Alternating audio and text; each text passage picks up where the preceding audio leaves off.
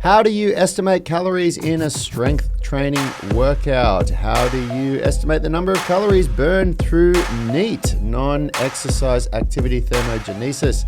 And a whole lot of other questions answered today. We're going to be going deep into this. We've had some really good questions come through. So stick around if you want answers. Hey everyone, in case we haven't met, my name is Rad Burmeister. I'm one of the co-founders of Unity Gym and co-creators of the UMS, the Unified Movement System, where we turn driven people into superhumans. And the way we get such amazing results with our members is that we've created a program that has a balance between strength and flexibility. If you want to know how we do it, download one of the free blueprints, the strength blueprint, the flexibility blueprint, or the nutrition blueprint. Or even better, come and join our Facebook group, the UMS Movement Mastermind, where we record these podcasts live and people ask us questions and we interact with them. So today, I'm actually answering, the whole show is built around some questions from Aidan, one of our UMS online coaching members. And it ties in with our health hierarchy of needs. So I hope that a lot of you have heard of Maslow's hierarchy of needs. It talks about that as a human being that we need, there's certain things that need to be met in order for us to move on to the higher levels in life. Well, we've identified a health hierarchy of needs, and it goes like this. Motivation is at the bottom. You first need to turn your goals, which is the spark that ignites the fire, you need to turn that into a raging inferno. You need to have a very high level of motivation that's going to carry through any obstacles that life throws at you. Second, we need a daily habit of movement. So you need to really form that daily habit of movement. Third, we have nutrition. We've got to optimize nutrition for performance. Third, we can move into physique, where we start sculpting the body that we want. We need to get into a good body fat percentage and make sure that our body is capable of moving at a higher level without risk of injury. And then finally, we have movement mastery. So today we're going to be talking a little bit more about nutrition. And unfortunately, I don't have my brother Yanni with me here today. And which means that whenever I have a sip of my coffee, which this is my coffee break, you're going to hear a stop in me talking, because normally I get to sip my coffee while Yanni's talking. And the reason why we don't have Yanni here today is, for those of you that don't know, Yanni actually injured his eye a few weeks ago. And unfortunately, the eye, it forms a scab. And the scab came off last night in his sleep. He was doing everything right. He was putting all the ointment in and the eye drops and everything, and it still came off, which is excruciatingly painful, and he has to go back to the emergency room. So send some love Yanni's way, because he is, he did this injury originally. His son dived at him and poked him in the eye with his fingernail a couple of years ago. But then when we were doing these renovations, Yanni was up in the roof and he got some dust in his eyes, and that aggravated the scar tissue, which is how this whole thing started. And it all comes, honestly, from Yanni doing jobs that very, very few people would do. He's an absolute workhorse, and he is the backbone of Unity Gym. He's the guy that comes up with all these great plans for our renovations and for the things that grow our business. So spare a thought, send him some love. He is in the emergency department right now at hospital, and he definitely needs some love. So what I'm going to be talking about today, Aidan Potts, one of our legends in the UMS online coaching group, has asked some really good questions about nutrition and diet and a couple of different things. So let me just have another sip of my coffee. And I'm going to quickly share this stream. For those of you that are watching, if you want to help us, share this stream to Facebook or to wherever it is that you want to share it and help your friends with, because this is the stuff that I'm going to answer today. A lot of people have these questions, and they're really good questions. Oh God, Google's listening to me. Bloody Google, man. They know everything, don't they? All right, so. Here are some results from a search. Shut up, Google. Bloody hell. Okay, let's move that over there. So, the first question Aidan has is, number one, so this all comes from, we were talking about, with nutrition, we started talking about calories a week ago or 2 weeks ago, and tracking calories. What we teach people with nutrition is that one of the first things that you need to do if you really, really want to get on top of your nutrition, we have 5 goals, and the goals are that we have for nutrition is to learn how to track and monitor calories using the MyFitnessPal app or one of the other apps that you can have. Number 2 is to get a DEXA scan and build your diet around your personal caloric and macro needs. Number 3 is learn how to add variety and reduce processed foods. And number 4 is learn what nutrition supplements are important and where to get them. And then we have create a healthy gut microbiome. Okay, so when we were talking about all that, we had Aidan came through with a couple of really good questions. And the first one today is how do you estimate calories in a strength training workout? Typically, my Apple Watch picks up 750 calories for the foundations workouts. Now, before I answer these questions, I'm just going to frame a couple of things. First thing is, I'm not a nutritionist, so any advice that I give should be taken anecdotally. Do not take this as sound nutrition advice. But what I am is a personal trainer who's been in the industry for about 17 years, and I've been very systematic in learning about nutrition and how it affects my body and my clients' bodies so that we can create optimal health. And I've learned from some very, very, very knowledgeable people. So the people that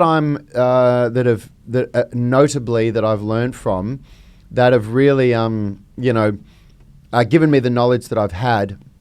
Probably at the top of the list is Tony Battaji. Tony he has a PhD in metabolic research. He has a nutrition degree and exercise and sports science degree, and he is just a world of wealth. A wealth of knowledge. He reads a lot of peer-reviewed research papers every week, so he's always up to date with the latest research. And he's a friend of ours and a mentor of ours as well. So I'm lucky enough that I created a friendship with a lot of our mentors, and so he's been somebody that I've been able to ask questions to openly for the last 15 years. So I've learned a hell of a lot from him, and I've done a lot of his courses. I've gone and done a lot of 5-day courses with him, the Battaji Fitness Institute level 1, 2, and 3. I've done them all twice. Then I've also done several talks, as in seminars, where you go and do a 2-day workshop with a couple of professors that are like at the head of metabolic research at universities in Australia, considered world authorities. Yanni's done gone and done a workshop with a guy named Gary Slater, who's considered, at the forefront of protein synthesis research. So we've learned from a lot of really good people, but so I just want to frame that. I want you guys to understand that I'm not a nutritionist, but the knowledge that I'm passing on to you, this isn't Google knowledge. I didn't just Google this stuff. I learned from people that are really up to date with the current research. Okay, so the first thing that I want to say is, how many calories do you burn in a strength training workout? Well, the first thing to understand is that almost all, in fact, pretty much all heart rate monitors do not track calories accurately. The only way to accurately track calories is in one of those calorie rooms, because it's got to do with the amount of oxygen that you consume as well. It's not just your heart rate. So when they get people in those calorie monitoring rooms, that's how they can accurately track how many calories somebody burns. And when they've compared them to even the best heart rate monitors, for steady state cardio, meaning if you just go for a steady run, for an hour or a cycle or something, they can be pretty close to accurate, but for strength training and for high intensity interval training, they're really inaccurate. They're really out of, they're not, in alignment with what's really happening. And so what I remember being taught by Tony about the amount of calories that you'd burn in a strength training session is that somebody, like, for the heavier you are, the more muscle mass you have, the more calories you're going to burn. So that's one of the first things. So I weigh 90 kilos. So that's, I've always wondered this and always guesstimate. I want to know how many pounds I weigh. 90 kilograms in pounds. So I weigh about 200 pounds, about 198 pounds. And so for me, for somebody that's like, 150 pounds or, 55 or 60 kilos or whatever, they're going to burn a lot less calories than I do in a workout. So that's something to understand.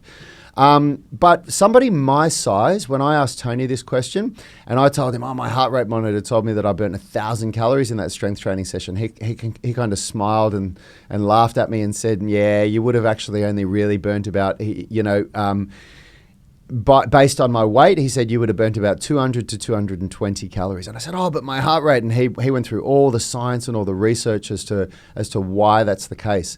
So Aiden, depending on how much you weigh, if your Apple Watch said about 750 calories, I would take a stab in the dark and say that you probably really only burnt about 150 to 200 calories. So I know that Yanni's on this show, but I'm guessing he's probably only listening to it. I don't think he can type because I think he's got his eyes closed. So he might want to jump in and say something. But that's my understanding of the amount of calories that you burn in a strength training workout. It's very, very small. It's very low compared to what you can do in steady state cardio or something like that, which is why it's really the only reason as to why we used to think that cardio was better for fat loss than weightlifting. Because I shouldn't say fat loss, for weight loss. People used to say for weight loss. And the reason why is because generally you can burn more calories in a cardio session than you can in a strength training session, in a weightlifting session, which means that it will be better for weight loss. Because weight loss is a simple equation of calories in versus calories out. Yanni's chimed in here. He's saying the fluctuations in heart rate cause too much noise in the algorithm. That's exactly right. So when you're in steady state cardio, it's much easier for the monitors to calculate how many calories you're burning, but the fluctuations in the heart rate that you have when you're doing interval training or weight training, it's just too hard for the monitors to calculate, and you get inaccurate readings. Okay, so Hayden Potts is saying, wow, 150 to 200, that's crazy. Thanks for the answer. You're welcome, brother. I'm going to answer all your questions now, so listen up. Yeah, it is, man. I was shocked as well. I was like, whoa, what, really? Is that all? Like, I thought, like, I was high-fiving myself. I was like, man, I remember how the conversation happened because I went to do one of Tony's courses, and we were chatting, and Yanni and I always geek out with Tony because when you have a conversation with that dude, it is unbelievable how much he knows. It's just phenomenal. So we always get really into trying to pick his brain, and I said, Tony, I did a strength training session yesterday and I burnt over 1,000 calories. What do you think on my leg workout? And he just kind of laughed at me and he went, oh, well, actually, blah, blah, blah, blah, blah. And he gave me all the science as to why I didn't. And I went through the same thing you did, Aiden. I was like, what? 200 calories? Come on, man. So that's the answer to your first question. So yeah, look, your Apple, in all honesty, I don't know how accurate the Apple Watches are because that's a really new technology. It's picking up your heart rate from your wrist. I've always used the polar heart rate monitors where you strap it around your chest, and I can only imagine that they would be more accurate. I can only imagine that, having a heart rate monitor strapped to right where your heart is would be more accurate, but I don't know that, okay? Yanni's saying an average person burns approximately 200 calories in a strength training workout. Yeah, a very big muscular person burns about 400 calories in a 60-minute high-intensity resistance training session. Yeah, that's right. So that's what I remember as well, Yanni. So, Aiden, if you've got any other questions about that, let me know. If anybody else does as well, please drop them in the comments and I'll answer them. But let's move on to your next question, Aiden. You have to excuse me, guys. I've last week I got a little bit of a cold, and I've just got, it's turned into a little throat thing, and my throat gets a little bit tickly, so I do apologize. So how do you estimate the number of calories burned through NEAT? And Yanni's jumping in saying that's lifting to your maximum effort in most sets. Yep, that's right. Yeah, you really have to go for it to get that many calories as well. It's not something that happens easily. How do you estimate the number of calories burned through NEAT? DEXA scan, brother. The DEXA scan it tells you how many calories you're burning through NEAT. I remember asking Tony the exact same question. I said, how do we calculate NEAT for a person? And he said, you don't. You don't take that into a factor when you get a DEXA scan as to how many calories they're burning in a day. That's factored in. Now, that said, there's some little hacks that you can do that will increase your NEAT. Like, for example, fidgeting. People that fidget have been proven to, maybe proven isn't the right word, but have shown to keep a healthier body composition than people that don't fidget. And the only reason why they can really say that is because it increases their NEAT. They burn more calories in a day when they're fidgeting. But that said, coming from the guru, coming from Tony, when I asked him that question, he said you don't factor NEAT into your equations. The basal metabolic rate or the resting metabolic rate, the RMR, which your DEXA scan tells you, which we're going to go through in a minute for you, Aidan, is it takes that into effect. Okay, so you don't worry about NEAT. That's just something that happens. That doesn't come into the calculation. Next, we have question number 3. What do you recommend for the rate of body fat loss, i.e. 1 pound per week? If it's easier, what kind of caloric deficit do you recommend? So that's a really good question.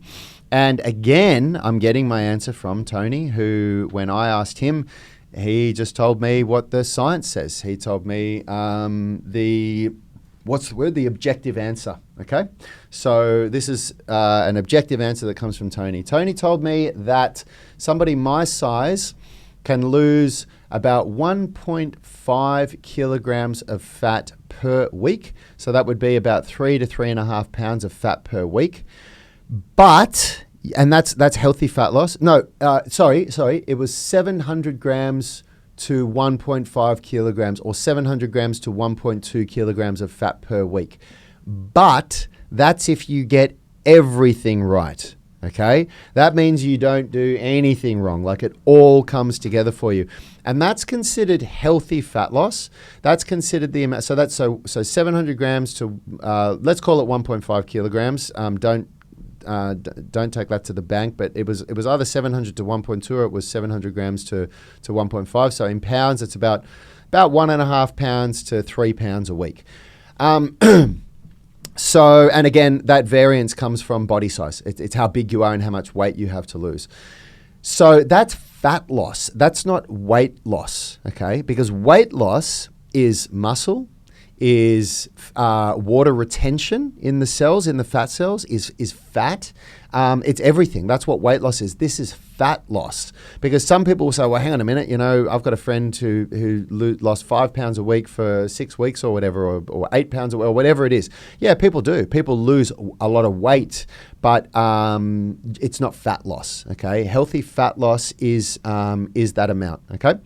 So, But to get that, you've got to get everything right. You've really got to, get on top of all of the nutrition steps that we've spoken about. So, I'm just looking at your question here. And you're saying, so what do I recommend for the rate of body fat loss? In pounds? Yeah, man, I would recommend, 1.5 to 3 pounds a week would be a good goal to have. And that is... for a lot of people, they think, oh man, are you kidding me? I've got 60 pounds I want to lose, like how many weeks is that going to take me? Well, we're not talking rapid fat loss that comes back as quick as it goes. We're talking about long-term sustainable results, making a change in your body. And we'll talk about that more in a minute. So Aidan's saying, I recently got a DEXA scan and got 1,955 calories for my resting metabolic rate, RMR, and 14.9% for my body fat. My goal is to get to 10% body fat, so great goal. So let's just talk about that for a minute for those of you that don't understand what all of that meant. So 1,955 RMR, resting metabolic rate, means that if Aidan sat on a couch all day and didn't move at all, that's how many calories he would burn. or just did the basic things like just basic NEAT that we spoke about before. So that is the majority of that actually comes from brain function and digestion. That's where, from my understanding, where a lot of your resting metabolic rate calories come from. So that's what the resting metabolic rate is. And he wants to get from 14.9% body fat to 10% body fat. And that is a really good goal. And I'm going to talk about that a little bit now. Yanni and I and Richard, we really don't like people having a weight loss goal. People, like, we've seen people say, you know, I'm 210 pounds and I want to get down to 190 pounds or 190, or I just want to get under 200 pounds or whatever it is. That's not a good goal. And that's not a good goal for a couple of reasons. A better goal is I want to build muscle whilst I lose fat. So the weight is meaningless, because you could even get to you might be 210 pounds and 18% body fat as a man, which is definitely high for what we want you to be at. And we could get you to 215 pounds, but down to 12% body fat. And for that to happen, you would lose maybe, let's say you'd lose, these are arbitrary numbers. Let's say you'd lose 15 pounds of fat, but you put on 18 pounds of muscle or 20 pounds of muscle or whatever it is. So if your goal was to lose weight, you'd look at that scale and think, oh my God, this is stuffed. I'm putting on weight.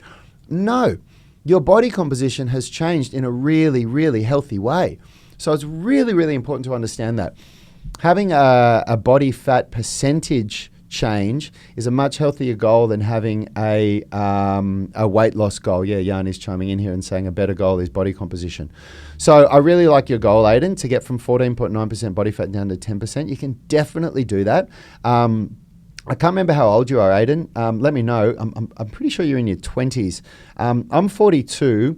And I've had multiple DEXA scans now, all between the ages of, I think I got my first DEXA scan when I was 34 or 35. And I've always been between about 8.8% body fat and 10.8 or something like that. I don't think I've ever had a DEXA scan above 11%.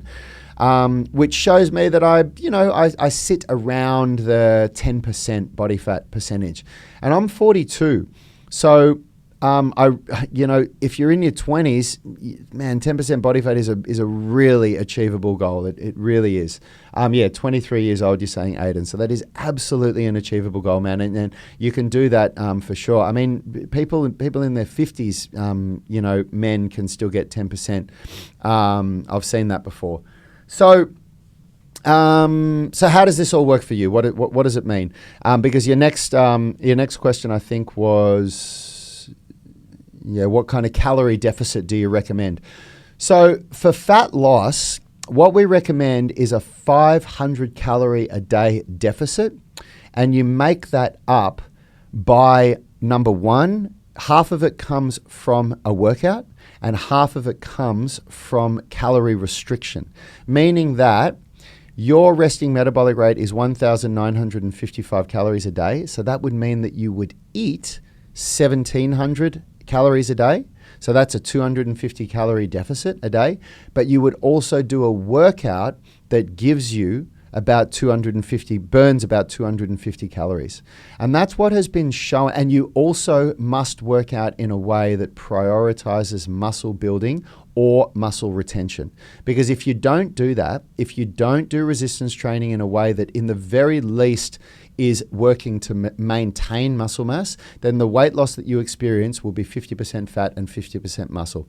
There's so much data that's showing that, and that's why people bounce back from weight loss all the time, because when you lose fat and you lose muscle, your body goes into crisis mode, into starvation mode, and your metabolism gets affected very negatively, and the research shows that you will bounce back 100% of the time. There's never been any successful cases or research studies, so large groups of people. There might be individuals that have lost fat and lost muscle, weight loss, and then not bounce back. Okay, so that's a really, really important thing to understand. So what does it all look like for you, Aiden? Well, first thing you have to do from this point here is you need to start tracking your calories and tracking your macronutrients. That's a really, really important thing to do. You need to get one of those apps, and you need to be very meticulous about tracking every single thing that you eat so that you understand what it is that how many calories a day you're having, and you're going to be surprised. You're going to be very surprised. Most people are very surprised to see that they're eating a lot more calories than what they thought they were doing. Then, of course, you need to be maximizing muscle protein synthesis. So you need to be really making sure that all of your meals are built around protein. Then you need to be exercising daily to try and get those 250 calories burnt. And as long as you're doing the UMS program, you're going to be fine with that. And then it's about testing and retesting. We would recommend for you that you would retest a DEXA scan every 12 weeks to see how it's tracking. If things track in the wrong direction, then for several months you can retest every 4 weeks. But if things aren't tracking in the wrong direction, then retesting every 12 weeks should be fine. And yeah, man, let's see how this goes. This is, again, I'm going to say this for those of you that didn't tune in from the start. I'm not a nutritionist and I'm not a dietitian, but I am somebody who's learnt from some very, very well educated and up to date with the current research people. And the information that we're providing here is very sound information. It's all objective based on current research and current literature. And then it's something that we've put into practice, Yanni, Richard and I, with ourselves and our clients for a decade now, and it works. It works really well. So, look, any more questions? Of course, Aiden, drop them in the UMS online coaching group. Have you got any more questions before I finish this up? Because I'm going to wrap this up now, guys.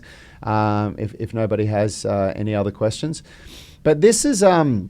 The reason why we've got this as a number 3 on the health hierarchy of needs is because as we move up into the nutrition point, we really are getting into an area that does need a lot of refinement for a lot of people. This is something that a lot of people really need work with. So, you don't need to feel overwhelmed with this stuff, even though for some of you it might feel overwhelming. It's about just getting started. And it's about becoming, 1% better every day. You look at what it is that you can do now that you feel that you can maintain the change for, and you consistently try to, be better than you were yesterday. I'm going through this process all the time. I'm always trying to be a little bit better than I was yesterday, and a little bit better than I was last month, and a little bit better than I was last year when it comes to my diet and nutrition. And it works, it works. You start to see these massive changes in your life from where you were a year ago or 2 years ago or 5 years ago or whatever.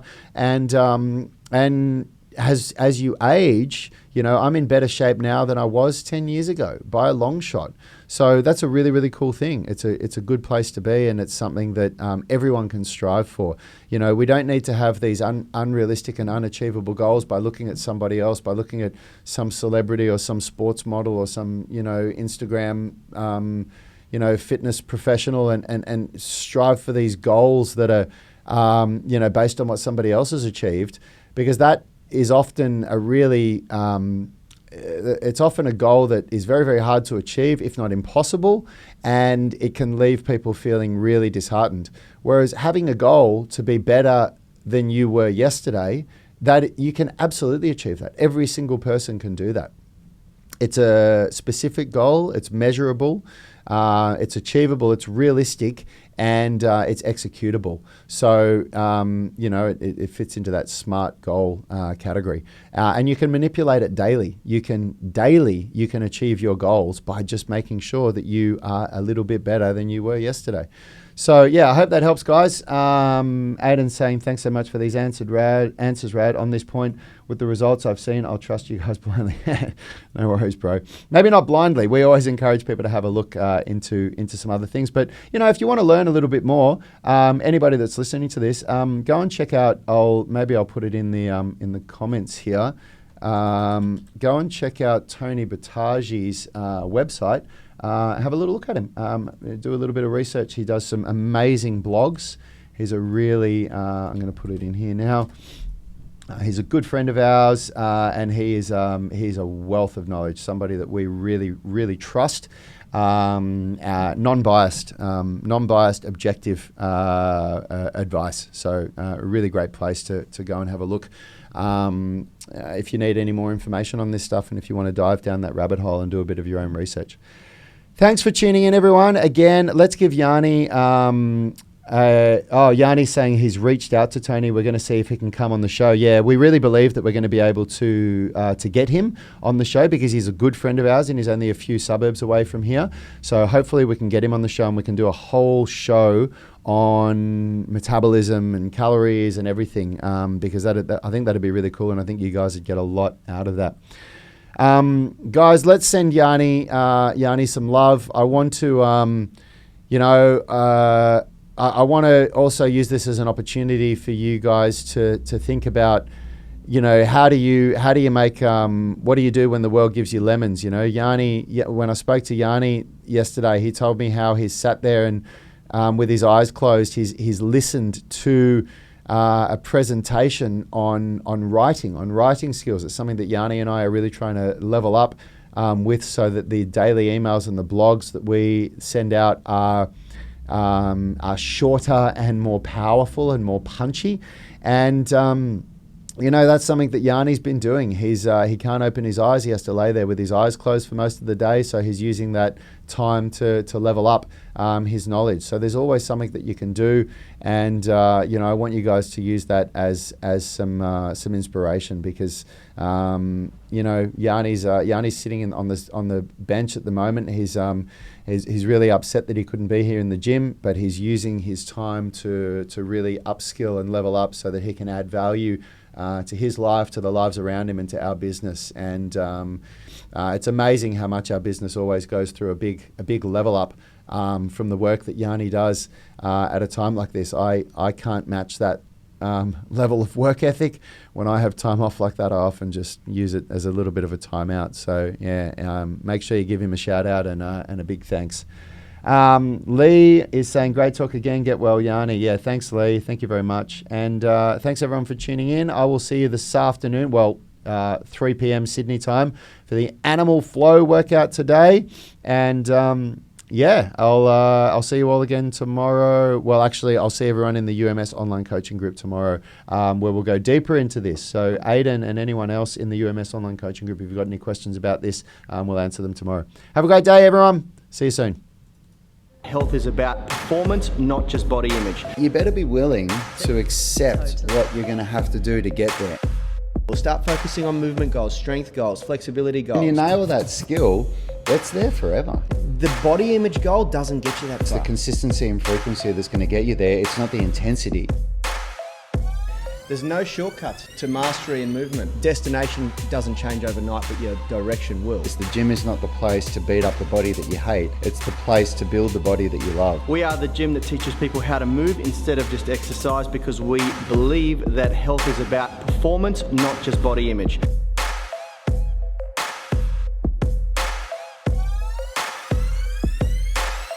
We are the gym that teaches people how to move instead of just exercise because we believe that health is about performance, not just body image.